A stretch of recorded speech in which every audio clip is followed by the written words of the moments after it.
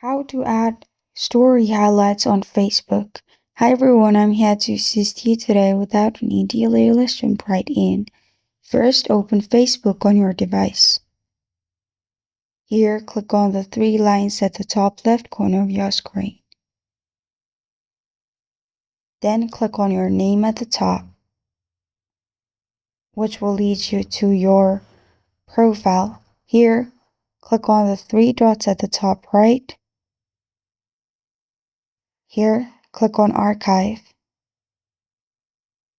After you've clicked on Archive, click on Story Archive at the top.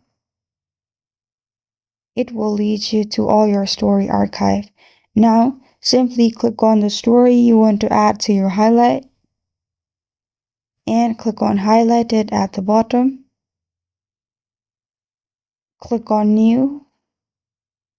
Add the title of your highlight. Press on Save. If you want to add more, you can select other stories as well. If not, press on Save. And after you save this, when you go back to your profile, you will see highlights. And this is how to add story highlights on Facebook. Thank you for joining me today. If this video helps you out, please leave a like and subscribe for more.